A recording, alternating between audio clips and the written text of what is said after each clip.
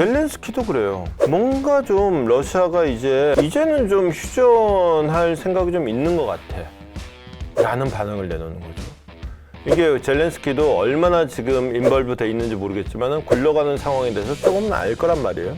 미국에서 어느 정도는 알려주면서 얘기를 하고 있을 텐데 이제는 조금 뭔가 더 휴전에 대한 생각이 좀 더 생긴 것 같다 라고 얘기하는 거 보면은 상황이 좀 진행된 것 같긴 해요. 다만 이 상황에서 여전히 제 입장에서 걱정되는 거는 상부 정치부장의 투시경 트럼프가 이제 요 세 명 진짜 우리 지난 한 3년 동안 진짜 우리 많이 괴롭혔습니다. 이 세 명이. 트럼프가 푸틴하고 젤렌스키를 이르면 다음 주에 만나겠다고 예고를 했습니다. 일단은 이게 요 만남하고 상관이 있어요. 스티브 위트코프 트럼프의 특사죠. 특사가 이제 푸틴을 만났고 요 만남의 결과에서 둘이 무슨 대화가 오갔는지는 아직 공개되지는 않았어요. 러시아에서는 뭐 좋았다라고 얘기를 하면서도 위트코프가 트럼프한테 가서 보고하고 난 다음에 우리가 언론에 공개하겠다 뭐 이런 식으로 얘기를 하면서 자세한 얘기는 안 하고 있는 상태인데 이 회담 내용을 듣고 트럼프가 먼저 얘기를 했습니다. 뭐 자세한 내용은 안 했지만은 뭐라고 얘기를 했느냐, 굉장히 생산적인 만남이었다. 그리고 굉장한 진보 전진이 이루어졌다 라고 평가를 했어요. 뭐가 그렇게 생산적이었고 뭐가 그렇게 프로그레스였는지는 설명하지 않았어요. 근데 어쨌거나 저쨌거나 이제 뭔가 만들어졌다라는, 그러면서 이제 전쟁 끝날 날이 멀지 않았다는 뉘앙스를 풍기고 있어요. 그러면서 이 얘기가 나온 겁니다. 일단은 다음 주에 가능하면은 바로 다음 주에 푸틴을 먼저 만나.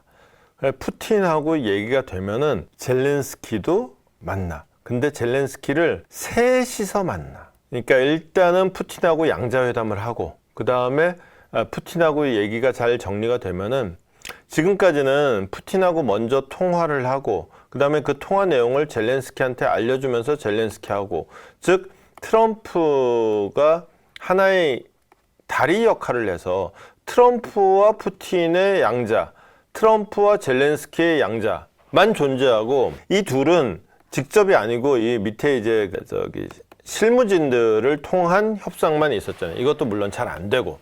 근데 그게 아니라 트럼프가 일단 푸틴이랑 먼저 만나겠지만 그 다음에는 3자 회담을 하겠다. 탁 이러고 나온 거죠. 이게 이제 하나의 그 진전이 되는 거고, 특히나 지금까지는 전화 통화했잖아요. 그게 아니라 대면 회담을 하겠다. 대면을 하겠다는 게 굉장히, 정상회담이라는 건요, 우리가 맨날 그 뉴스에서 보는 게 정상회담이잖아요. 그 뭐 하는 거 아니야? 정말 친한 나라들은 그럴 수도 있어요. 그래서 진짜 친한 나라들, 전통적인 맹방이고 개인적으로 친한 사람들은 야, 너 내일 시간 되냐? 내가 갈 테니까 잠깐 시간 좀 내줘. 이게 돼요. 되는 경우도 있어요. 근데 이제 그런 게 일반적으로는 쉽지 않고, 특히나 이렇게 막 교전 당사국 이런데 그런 게 쉽겠어요. 이런 나라들은 정상회담을 한다는 그 자체가 의미가 있어요.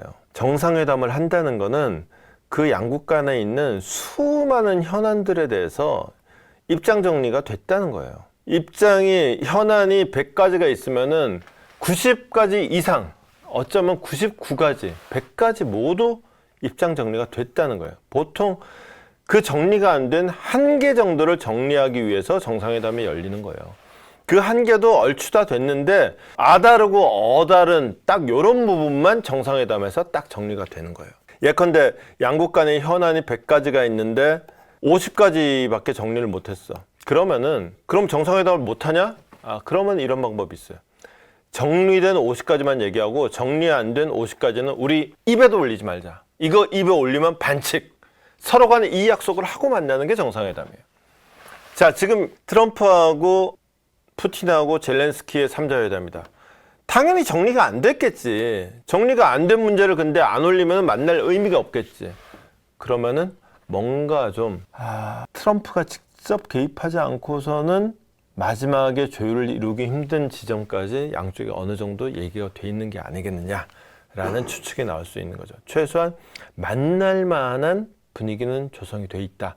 그러지 않고서는 만난다는 말을 못한다라는 거죠. 이 얘기를 특사가 가서 한 대화가 중요했냐? 그게 아니라 트럼프가 유럽 정상들한테 엊그제부터 이미 얘기를 하고 있더라는 거예요. 뭐야? 이미 특사가 가기 전에 이 구상과 실무적인 접근이 어느 정도 돼 있었다는 거죠. 그 상태에서 특사가 가서 푸틴의 직접 반응을 듣고 푸틴이 그 정도면 우리 한번 생각해 볼 만합니다 라고까지 얘기를 들으니까 그럼 갑시다 라는 온 게 아니겠느냐. 결국은 이제 그 백악관에서 이 여자 그 영어 공부하고 싶으면 이 여자 얘기 좀 한번 들어보세요. 진짜 잘 들려서 좋아, 잘 들려서. 그리고 말 듣고 있으면 떠랑떠랑하네. 아주 아유, 이 또랑이를 어떻게 하면 좋을까. 하여튼 공식 발표를 하기까지 됐습니다. 근데 백악관의 공식 발표를 보면 또 흥미로워요. 러시아가 먼저 트럼프와의 대면 접촉을 원했다라는 거예요. 러시아가 더 원했다. 그러면은 러시아가 원한 상태에서 갖고 어떻게 됐느냐? 뭔가 좀 또 상상의 나래가 펼쳐지는 거죠.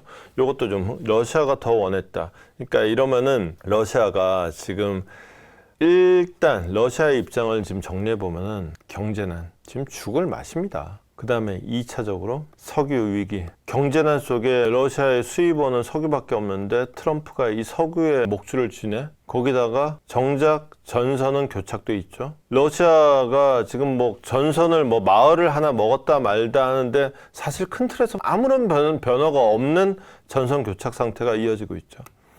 이게 지금 푸틴의 고민이에요. 거기다가 전 세계적으로 욕먹고 있죠. 이거를 타개하기 위해서 사실은 푸틴이 트럼프가 필요한 거예요. 트럼프는 이 전쟁이 계속된다? 24시간 안에 끝낸다고 했던 본인 말이 지켜지지 않는 창피함밖에 없어요. 그냥 체면 문제일 뿐이에요. 푸틴은 사실은 생존 문제예요. 이 경제난은 결국은 속도의 문제이지 결국은 정권의 안위에 영향을 미칩니다. 석유 위기는 그거를 더 가속화시킬 위기고요. 지금 급한 사람이 누구냐? 사실은 푸틴이다. 그러니까 푸틴이 만납시다 라고 먼저 적극적으로 나온 거죠. 그럼 사실은 트럼프가 여기서 못 이기는 척하고 만날까 말까, 만나면 너 뭐 해줄 건데 이러고 나갔어야지 어쩌면 더 맞는 건데, 딱 특사가 만나자마자 바로 우리 만납니다 라고 얘기하는 거 좀 성급하지 않았나 싶은 생각도 들고요. 다른 한편으로는 특사가 만났잖아요. 그리고 특사가 만남의 결과를 얘기했잖아요. 너 뭐 줄 건데? 라는 말에 대해서 푸틴이 대답이 있었던 거죠. 그리고 특사가 푸틴이 요거는 해줄 수 있다는데요. 그걸 두고 트럼프가 이것이야말로 하일리 프로덕티브한 미팅이었고, 그 다음에 또 뭐라 그랬어? 머시기 무슨 프로그레스라고 그랬더라? 그레이트 프로그레스라고. 요건 해줄 수 있는데요 라고 하는 게 하일리 프로덕티브한 부분이고, 또는 그레이트 프로그레시한 부분이 아니었겠느냐 라는 상상도 가능해요.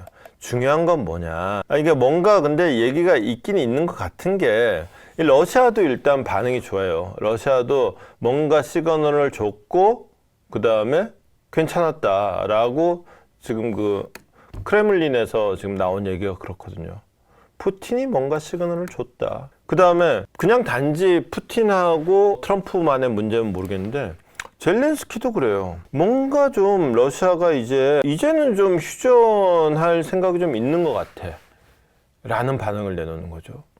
이게 젤렌스키도 얼마나 지금 인벌브 돼 있는지 모르겠지만 굴러가는 상황에 대해서 조금은 알 거란 말이에요.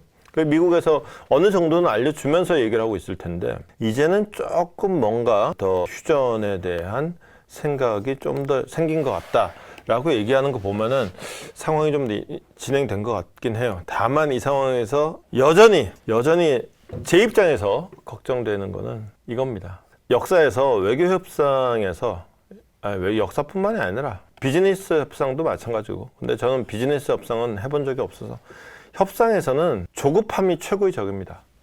조급한 사람이 무조건 지게 돼 있습니다. 과연 급한 사람이 누구냐? 누가 급하냐? 급한 사람이 진다. 조급한 사람이 진다.